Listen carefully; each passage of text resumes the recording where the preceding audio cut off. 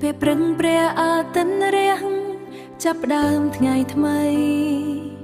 សេសាសានុសុំមករៀនដោយក្តីសង្ឃឹមអ្នកខ្លះរៀនលឿនអ្នកខ្លាំងដើរយឺតតែគ្រូនៅតែខិតខំជួយមិនខ្លាចហត់នឿយអ៊ីសៀវភៅនៅក្នុងដៃបេះដូងពោពេញក្តីស្រឡាញ់បង្រៀនដោយអំណត់ឲ្យសឹងមានចំណេះសេះសិក្សាក៏អាចរៀនចេះដឹងដូចអ្នកដទៃបើមានអ្នកណែនាំដោយទឹកចិត្តល្អប្រណីការអប់រំជាពន្លឺបំភ្លឺផ្លូវជីវិតសិលធម៌គុណធម៌ជាគ្រឿងតុបតែងចិត្តរៀនល្អរៀនសុចរិតរៀនចេះគោរពគ្នាថ្ងៃក្រោយនឹងក្លាយជាកម្លាំងសង្គម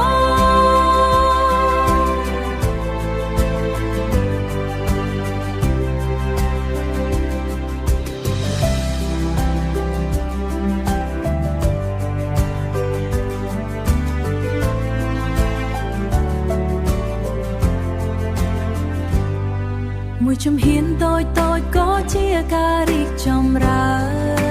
នសើយឺថ្ងៃនេះអាចខ្លាចជាអ្នកខ្លាំងថ្ងៃមុខគ្រូមិនចង់នរណាម្នាក់ឡើយទូលំបាកប៉ុណ្ណាព្រោះអនាគតសឹងគឺក្តីសង្ឃឹមជាការអប់រំជាពន្លឺបំភ្លឺផ្លូវជីវិត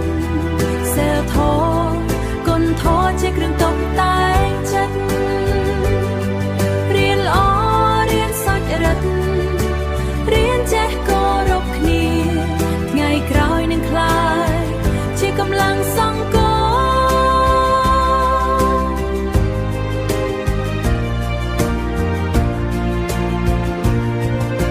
គ្រូបង្ហាត់ដោយចិត្តសិស្សរៀនដោយសង្ឃឹមចំណេះដឹងនឹងដងដូចការីចំណេះដឹងនឹងដងដូចការីពេញដីបើយើងរួមគ្នាថែសាការសិក្សាជាតិយើងនឹងភ្លឺដោយពន្លឺនៃការអប់រំ